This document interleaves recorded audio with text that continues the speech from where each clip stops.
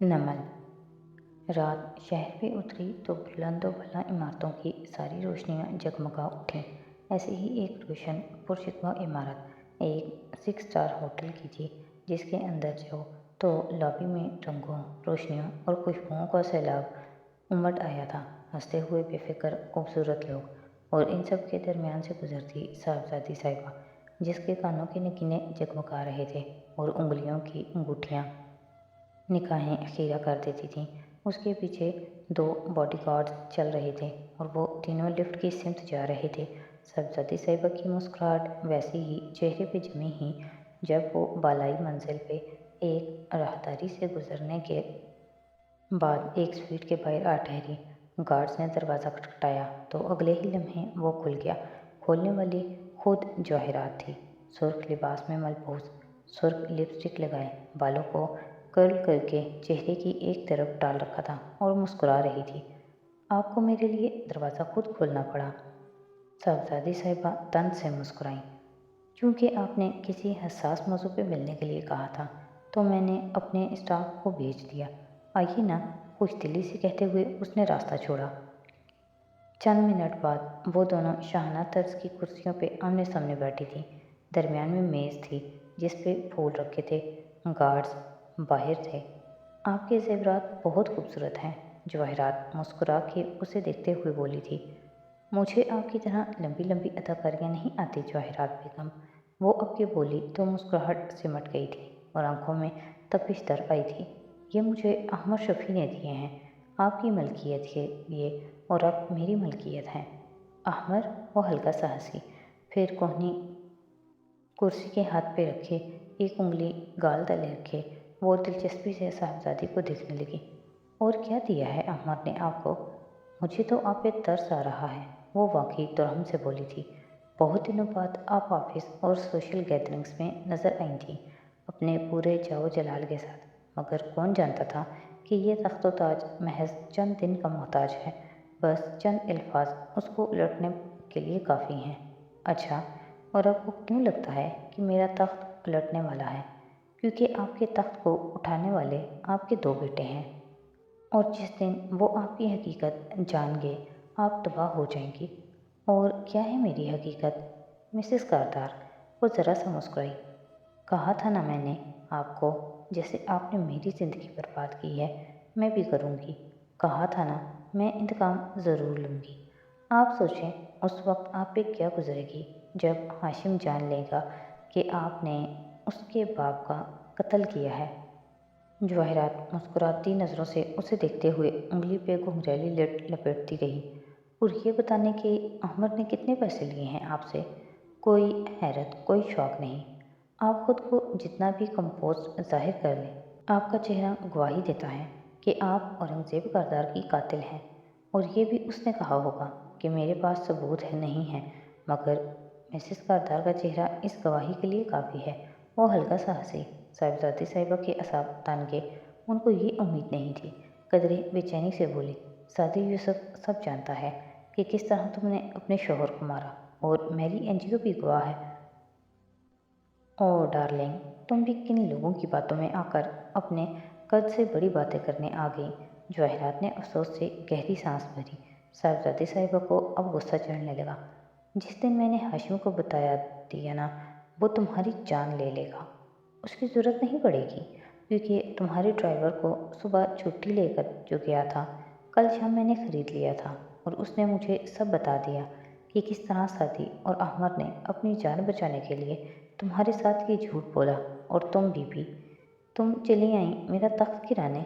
ये कहते हुए जवाहिरात उठी और साथ वाले कमरे का नीम दराज दरवाज़ा खोल दिया।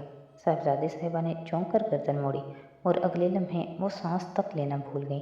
वहाँ से वो दोनों अंदर दाखिल हुए थे, हाशिम और नौशेरवान सूट में मलबूस, चुभती हुई सपाट नज़रों से उसे देखते हुए। वो अपनी माँ के दाएं बाएं आ खड़े हुए थे और जवाहरात मुस्कुरा कर कह रही थी, मैं जानती थी तुम मुझे ब्लैकमेल करने आओगी, इसलिए मैंने अपने बेटों को भी बुला लिया। और देखो, वो मेरे साथ खड़े हैं, उनको मुझ पे पूरा एतमाद है। साहबजादी साहिबा का चेहरा फक हो गया, थूक निकला। बारी बारी इन दोनों के सपाट चेहरे देखे। تمہاری ماں نے تمہارے باپ کو مارا ہے، وہ دبا دبا چلائی تھی۔ اچھا، کیا ثبوت ہے آپ کے پاس؟ اور سعدی کا نام مت لینا، آپ کے ڈرائیور سے سن چکا ہوں، سعدی تو کل تک خاور کو میرے باپ کا قاتل کہتا تھا۔ ہاشم تلخی سے گویا ہوا، وہ نارمل نظر آ رہا تھا۔ تمہاری ملازمہ گواہ ہے، اس نے تمہارے باپ کے باتھ روم سے جواہرات کو نکلتے دیکھا تھا۔ جسٹ گیٹ آؤٹ، ہاشم نے بیزاری سے دروازے کی طرف اشارہ کیا۔ میں ساری دنیا کو بتاؤں گی کہ تم کیسی عورت ہو، اپنے بیٹوں کو دھوکہ دے رہی ہو۔ پوسٹ مارٹم والے ڈاکٹر کو بھی تم نے سری لنکا سے احمر کے ذریعے کال کروائی تھی، اور جب اس کے پاس گئی تو اس کو اتنا ڈرایا کہ اس نے خاور کا نام… شیرو نے بہت آہستہ سے سر اٹھایا۔ نکل جاؤ یہاں سے، جواہرات حلق کے بل چلائی تھی۔ وہ سہم کر خاموش ہوئی۔ جواہرات قدم قدم چلتی اس کے قریب آئی اور سرخ نگاہ آنکھوں سے اسے دیکھا۔ سعدی کو کہنا ہمارا فیملی یونٹ وہ کبھی نہیں توڑ سکتا۔ رزق اور راج صرف کوشش سے نہیں ملتا۔ یہ ادھر پیشانی پہ انگلی رکھی، ادھر لکھا ہوتا ہے، میرا بخت ادھر لکھا ہے۔ رہی یہ زیورات تو تم یہ رکھ سکتی ہو، یہ کرسڈ ہیں، جلد ہی تمہیں دلدل میں دھکیل دیں گے اور تم مجھ سے بڑی ڈائن بن جاؤ گی۔ اب دفع ہو جاؤ۔ اور صاحبزادی کچھ کہہ نہ سکی تھی، باری باری سب کو دیکھا اور پھر تیزی سے وہاں سے نکل گئی۔ جواہرات اب کے مڑی تو آنکھوں میں آنسو تھے۔ مجھے خوشی ہے کہ تم دونوں نے صبح میری بات سن کر میرا ساتھ دیا اور سعد یوسف کے پلان کو کامیاب نہیں ہونے دیا۔ مجھے تم دونوں پہ فخر ہے۔ ہاشم نے کندھے اچکائے اور صوفے پہ بیٹھ گیا۔ وہ بیزار لگ رہا تھا۔ نوشیروان البتہ ابھی تک بت بنا کھڑا تھا۔ ہاشم اسی بیزاری سے کہنے لگا، سعدی بار بار ڈیڈ کی موت کو بیچ میں کیوں لے آتا ہے؟ اب تو مجھے بھی شک ہونے لگا ہے کہ خاور اصل قاتل ہے بھی یا نہیں۔ جواہرات کا دل بری طرح کانپا۔ وہ بہت بڑا جوا کھیل گئی تھی، مگر اس کے سوا اور چارہ نہ تھا۔ آف کورس خاور قاتل ہے ہاشم، اب میں یا تم تو قاتل ہو نہیں سکتے، کہیں تم بھی اس کی باتوں میں تو نہیں آ گئے؟ او نہیں ممی، میں تو بس سوچ رہا ہوں کہ وہ اب اس بات کو ہر جگہ استعمال نہ کرنا شروع کر دیں۔ اور احمد کو کیسے پتہ ڈاکٹر کے گھر والی بات؟ نوشیروان کسی خواب کسی کیفیت میں بولا تھا۔ وہ دونوں اسے دیکھنے لگے۔ پوسٹ مارٹم کرنے والے ڈاکٹر کے گھر رئیس، میں، آپ اور بھائی گئے تھے۔ احمد تو تب ہمارا ملازم بھی نہیں تھا، تو اسے کیسے پتہ چلا کہ آپ نے ڈاکٹر کو ڈرانے والی بات کہی تھی؟ شیرو عجیب سی نظروں سے اسے دیکھ رہا تھا۔ وہ ببھر گئی، کیونکہ احمد کے ذریعے خبر کا پتہ صاف کیا تھا ہم نے، شاید میں نے ہی بتایا ہو۔ اب کیا تم مجھے ایسے دیکھو گے؟ اور اس نے میری کا نام کیوں لیا؟ آپ میری کو ڈیپورٹ کرنا چاہتی تھیں، آپ میری سے ڈیڈ کی موت کے بعد سے خوش نہیں تھی۔ نوشیروان ممی بے شک مت کرو۔ ہاشم اکتا کر کھڑا ہوا۔ ان کی باتوں کو اپنے ذہن پہ سوار مت کرو، چلو ڈنر کرتے ہیں۔ اس نے اس کا شانہ تھپتھپایا تو شیرو نے سر جھٹکا، جیسے بہت سے خیالات بھی جھٹکے۔ وہ دونوں اپنی اپنی جگہ الجھے نظر آتے تھے، اور جواہرات بظاہر پرسکون سی انداز میں طوفان میں گھری تھی۔ صاحبزادی کے بتانے سے بہتر تھا وہ خود ان کو بتا دے۔ یہ حکمت عملی اس کا آخری آپشن تھا، آخری جوا، اور اس کا نتیجہ اتنا حوصلہ افزا نہیں تھا جتنا وہ چاہتی تھی، مگر پھر بھی اس کے بیٹے اس کے ساتھ تھے، اسے اور کیا چاہیے تھا؟ مور چال پہ وہ حبس، وہ رات مغموم سی پھیلی تھی۔ لاؤنج کی دیوار کو نئے سرے سے صاف پینٹ کر کے حنین فارغ ہو چکی تھی۔ وہ نقش و نگار چھپ گئے تھے اور اب وہ چند روز میں اس پہ سٹینسل پینٹ کر سکتی تھی۔ شکر۔ وہ گلوز اتارتی، برش اور ڈبے اٹھاتی سیڑھیاں چڑھنے لگی تاکہ اپنے کمرے میں جا کر اس سامان کو ٹھکانے لگائے۔ پھر سعدی کے کمرے کی جلتی بتی دیکھ کر ادھر چلی آئی۔ وہ اسٹڈی چیئر پہ ٹیک لگائے بیٹھا اور پرسوچ نظریں چھت پہ ٹکی تھیں۔ پریشان نہ ہوں بھائی، ہم پھر ڈاکٹر مایا کو ڈھونڈنے کی کوشش کریں گے۔ اس کے نرمی سے پکارنے پہ وہ چونکا، پھر اسے دیکھ کر ذرا سا مسکرایا۔ پتہ ہے حنین، صرف ایک بات مجھے تسلی دیتی ہے کہ ہمارے جج صاحب ایماندار آدمی ہیں، اور مجھے صرف ایک بات خوف دلاتی ہے کہ بڑے فیصلے کرنے کے لیے صرف ایماندار ہونا کافی نہیں ہوتا۔ وہ سوچ کر رہ گئی، مگر بولی تو صرف اتنا، چاہے ہم جنگ جیتیں یا ہاریں، حق کے لیے لڑنا ہمیشہ درست ہوتا ہے۔ پھر وہ چلی گئی اور وہ وہیں بیٹھا سوچتا رہا۔ مایوسی، اداسی اور امید کے درمیان وہ کہیں ہوا میں معلق تھا، کسی کچے دھاگے سے لٹکا، کسی پکی زنجیر سے بندھا۔ پھر وہ اٹھا اور وضو کر کے آیا، تولیے سے ہاتھ منہ خشک کیے اور اسٹڈی ٹیبل پہ قرآن لیے واپس آ بیٹھا۔ ایک یہی کلام اللہ تو تھا جو ہر اندھیرے میں تسلی دیتا تھا کہ خیر ہے، جہاں اتنا چل لیا وہاں کچھ اور چلتے جاؤ، روشنی مل جائے گی، تمہارے حصے کی روشنی تمہیں ضرور ملے گی، بس تھوڑا صبر اور تھوڑا فاصلہ اور۔ میں پناہ چاہتا ہوں اللہ کی دھتکارے ہوئے شیطان سے، اللہ کے نام کے ساتھ جو رحمان اور رحیم ہے۔ اس نے مطلوبہ آیت سے اپنی محبوب سورہ کھولی، اور بے شک تیرا رب جانتا ہے جو ان کے دلوں میں پوشیدہ ہے، جو ان کے سینے چھپاتے ہیں اور جو وہ ظاہر کرتے ہیں، اور آسمان اور زمین میں ایسی کوئی پوشیدہ بات نہیں جو روشن کتاب میں نہ ہو۔ یہ آیت اللہ تعالیٰ اپنے قرآن میں کتنی دفعہ دہرائی ہے، ان گنت، اور اس کے ان گنت رموز ہر دفعہ ظاہر ہوتے ہیں۔ یہ نہیں فرمایا یہاں کہ تم چھپاتے ہو، یہ فرمایا جو ان کے سینے چھپاتے ہیں۔ یہاں جو گلٹی پارٹی ہے وہ انسان نہیں ہے، وہ اس کا سینہ ہے۔ دل بھی سینے کے اندر ہوتا ہے، اور ہم خود کیوں نہیں؟ اگر غور کروں تو آیت کے شروع میں فرمایا آپ کا رب، صرف رب بھی کہا جا سکتا تھا، مگر آپ کا رب کا مطلب میرے نزدیک یہ ہے کہ جس کے دل کی بات ہو رہی ہے وہ تو اللہ کا بندہ ہے۔ میں اور آپ، ہم اللہ کے ہیں، اسی لیے شاید اللہ تعالیٰ ہمیں رعایت دے دیتے ہیں، صرف نظر کر جاتے ہیں ہماری غلطیوں سے، مگر یہ ہمارے دل ہیں جو بے قابو ہو جاتے ہیں۔ کبھی کمپلسیو لائرز کو دیکھا ہے، وہ بات بات بغیر سوچے سمجھے جھوٹ بولتے ہیں۔ ان کا دماغ ابھی سامنے والے کا سوال سمجھا ہی نہیں ہوتا کہ زبان جھوٹ بول دیتی ہے، تو یہ دل کیسے انسان کو بے بس اور مجبور کر دیتا ہے۔ جب ہم اس میں غلط خزانے بھرتے جاتے اور اس کو کسی شے کا عادی کر دیں، ہم غلط کام اس میں چھپاتے ہیں تو یہ عادی ہو جاتا ہے، پھر خود سے ہم سے پوچھے بغیر اپنے اندر غلط چیزیں، غلط خیالات، غلط ارادے، غلط محبتیں محفوظ کرتا جاتا ہے، پھر یہ قابو میں نہیں رہتا۔ اور اس کا حل کیا ہے؟ حل وہی ہے کہ جب کتے اور تصویر والے گھر میں فرشتے نہیں آتے تو اللہ ایسے دل میں کیوں اپنی محبت ڈالے گا جس میں جھوٹ، دھوکے، غلط راز اور غلط لوگ بسے ہوئے ہوں؟ وہ اپنی نوٹ بک پہ لکھتا جا رہا تھا، ذہن کی آلودگی دھیرے دھیرے چھٹ رہی تھی۔ ایک یہی کتاب تو ساری کثافت دور کر دیتی تھی۔ بے شک یہ قرآن ہی بنی اسرائیل پہ اکثر باتوں کو ظاہر کرتا ہے جس میں وہ اختلاف کرتے ہیں، اور بے شک وہ ایمانداروں کے لیے ہدایت اور رحمت ہے۔ بے شک تیرا رب ان کے درمیان اپنے حکم سے فیصلہ کرے گا، اور وہ غالب علم والا ہے۔ مجھے آج اس آیت کو پڑھ کر یہ لگ رہا ہے اللہ تعالیٰ کہ قرآن ہر ایک کے لیے مختلف کردار ادا کرتا ہے۔ کچھ لوگ جو اس کو بھلا بیٹھتے ہیں، ان کی عبرت کی مثالیں یہ ان کو سناتا ہے جو اس کو بار بار پڑھتے ہیں۔ ہمارے آپس کے جھگڑوں اور اختلافات کا حل اس میں موجود ہے، اور جن کا نہیں ہے ان کا فیصلہ آپ قیامت کے روز کر دیں گے اللہ تعالیٰ۔ مگر مجھے اپنی امت کی فرقہ واریت دیکھ کر افسوس ہوتا ہے۔ اختلاف کے نام پہ ہمارے ہاں اتنی تقسیم ہے کہ حد نہیں۔ ہم اختلاف کرنے والوں کو ڈانٹ کیوں دیتے ہیں؟ کسی کی جنت یا جہنم کا کوئی گارنٹی نہیں، سوائے انبیاء اکرام اور عشرہ مبشرہ صحابیوں یا بدر کے مجاہدوں اور چند دیگر صحابہ کے، یا چند اور ایسی ہستیوں کے جن کے بارے میں احادیث میں بتایا گیا ہے۔ کسی امام، کسی پیر، کسی اسکالر، کسی لیڈر، کسی کی جنت کی گارنٹی نہیں ہے، تو پھر ہم اپنی جنت پکی کر کے دوسروں کی جہنم کا ٹکٹ کیوں ہاتھ میں لیے گھومتے ہیں؟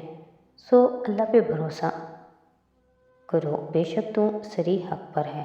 البتہ تو مردوں کو نہیں سنا سکتا، اور نہ بہروں کو اپنی پکار سنا سکتا ہے جب وہ پیٹھ پھیر کر لوٹیں، اور نہ تو اندھوں کو ان کی گمراہی دور کر کے ہدایت کر سکتا ہے۔ تو انہیں کو سنا سکتا ہے جو ہماری آیتوں پر ایمان لائے، سو وہی مان بھی لیتے ہیں۔ لیکن پھر یہ ساری باتیں ہر ایک پہ اثر کیوں نہیں کرتیں؟ کیوں بہت سے لوگ اندھے گونگے بہرے بن کر کفر کے فتوے دوسروں پہ تھوپے چلے جاتے ہیں، انسانوں کی پیروی میں اندھے ہو جاتے ہیں؟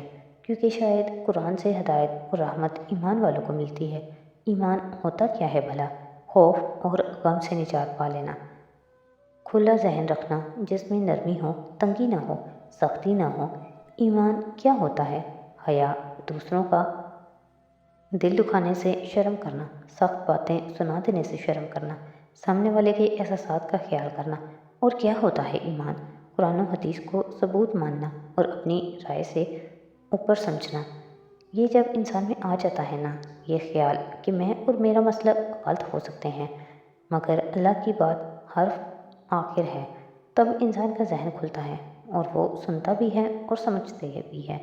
میں نے بڑے بڑے مدرسوں اور یونیورسٹی سے پڑھنے والے علماء کو دیکھا ہے، وہ اتنی سختی سے دوسروں پہ کھٹا کھٹ فتوے لگا دیتے ہیں کہ عام زندگی میں بھی ان کا یہی رویہ بن جاتا ہے۔ مزاج میں سختی، ہر وقت دوسروں کو جج کرنا اور بد کلامی، ان چیزوں سے دل سخت ہوتا ہے اور پھر وہ ہدایت نہیں پا لیتا۔ اور میں نے انہی مدرسوں اور یونیورسٹی سے نکلنے والے ایسے علماء کو بھی دیکھا ہے جو کہ اپنی اٹل رائے رکھتے ہیں مگر دوسروں کو بھی سنتے ہیں اور نرمی سے سمجھانا بھی جانتے ہیں، دلیل سے بات کرتے ہیں، غصے سے نہیں، حقارت اور نفرت سے نہیں۔ اللہ ایسے نرم ہو لوگوں کا نام ہمیشہ بلند کرتا ہے کیونکہ یہ اللہ کے دشمنوں سے سخت بات بھی سختی اور بدکلامی سے نہیں کرتے، سیسا پلائی دیوار کی طرح اپنی رائے اور دلیل بیان کرتے ہیں مگر دوسرے کے کان میں سیسا نہیں کھولتے۔ ہمیں ضرورت ہے ایسے لوگوں کی طرح بننے کی، اور اس کے لیے سب سے پہلے یہ سمجھنا ہوگا کہ کوئی دو انسان ہر چیز کے بارے میں ایک جیسا نہیں سوچ سکتے۔ ہمارے گھر والے بھلے سیاسی اور مذہبی خیالات ہمارے جیسے رکھتے ہوں مگر کہیں جگہ ان سے بھی ہماری رائے مختلف ہو سکتی ہے، مگر مزاج کی یہ نرمی صرف تب آئے گی جب ہم ایمان لے آئیں گے اور جان لیں گے کہ سب سے زیادہ درست صرف اللہ ہے، باقی ہم سب غلط ہو سکتے ہیں۔ اور اگر اپنے غلط وجود سے بھی ہمیں اتنی محبت ہے تو دوسروں سے کراہت کیوں کریں؟ لوگوں کی کچھ باتوں کو نظر انداز کرنا اور کچھ کو درگزر کرنا، یہ ایمان کا حصہ ہے۔ لکھتے لکھتے اس کے ہاتھ درد کرنے لگے، شاید وہ کافی دن بعد قلم سے لکھ رہا تھا مگر یہ کتاب تھی ہی ایسی جو ہر درد کا مرہم بن جاتی تھی۔ یہ نہیں تھا کہ درد نہیں ہوگا، بس ہر درد کے بعد سکون بھی مل جائے گا۔ اس نے قرآن کو ادب سے چوما اور بند کر کے رکھ دیا، پھر انگلیاں کھول بند کرنے لگا تاکہ سکون آئے۔ بھائی بھائی، پرسکون ماحول کا بلبلہ ایک دم سے پھٹ گیا۔ حنین دھاڑ سے دروازہ کھول کر اندر داخل ہوئی تھی، ہاتھ میں ٹیپ تھا اور چہرے پہ بلا کا فسوس۔ وہ آپ لوگوں کا دوست احمد شفیع، اس کے بارے میں سوشل میڈیا پہ خبر دیکھی ہے آپ نے؟ سعدی نے گہری سانس لی اور مسکرا کے اسے دیکھا۔ ہاں دیکھی تھی، ایک کار حادثے کے بعد ایک جلی ہوئی لاش ملی ہے جو اس کی عمر کے بندے کی ہے، اور اتفاق سے اس کے ساتھ جو احمد شفیع کے نام کا شناختی کارڈ، پاسپورٹ وغیرہ تھے وہ بالکل بھی نہیں چلے۔ حنا کا منہ حیرت سے کھل گیا۔ آپ کا دوست ہلاک ہو گیا اور آپ آرام سے بیٹھے ہیں؟ اسے غائب ہونے کے طریقے آتے ہیں، ایک فیک ڈیتھ اسٹیج کرنا اس کے لیے مشکل نہیں، وہ مسکراتے ہوئے کہہ رہا تھا۔ مگر ہو سکتا ہے یہ سب ڈرامہ نہ ہو بلکہ اس کو مسز کردار نے مروا دیا ہو، اسے فکر ہوئی۔ مجھے 90% یقین ہے کہ ایسا نہیں ہے کیونکہ اس نے مجھے کہا تھا کہ ولیم شیکسپیئر نے کہا ہے "There are 3 ways for a person to disappear. The first one is to die, the second is to lie, and the last is to reborn." اسی طرح اس نے کہیں اور کسی نئے نام سے جنم لے لیا ہوگا۔ انہوں نے گہری سانس لی۔ رہا نہ ہمیشہ کی طرح آخر میں بھی فراڈ ہی۔ یہ ڈائلاگ شیکسپیئر کا نہیں ہے، وکٹوریہ گریسن نے ریونج میں بولا تھا۔ شاید آپ ٹھیک کہہ رہے ہیں، یہ بھی اس کا ایک فراڈ ہو سکتا ہے، لیکن اگر نہیں بھی ہے تو میرے ایگزام والی بات ہاشم کو بتائی تھی نا، اسی کا بدلہ ملا ہے اسے۔ حنین خوفکی سے بولا، مگر وہ مزے سے کہتی باہر جا چکی تھی۔ وہ اسے پہلے ہی دن سے برا لگتا تھا۔ پہلی دفعہ جب اس نے حنین کو دیکھا تھا تو اسے اس کی اخبار میں چھپی تصویر یاد آ گئی تھی اور لگ گیا تھا اس کے بارے میں کھوج جگانے کہ اس نے FSC میں ٹاپ کرنے کے باوجود انجینئرنگ کیوں نہیں پڑھی۔ وہ اس کا سیاہ راز تھا اور اسی لیے احمد شفیع سے وہ شدید غیر آرام دہ محسوس کرتی تھی، مگر اب نہ وہ راز غیر آرام دہ کرتا تھا نہ وہ فراڈ ان کی زندگیوں میں رہا تھا۔ وہ ویسے بھی اسے کل سے ڈائننگ روم کی پینٹنگ بھی شروع کرنی تھی، سو آج رات گوگل کے آئیڈیاز کے نام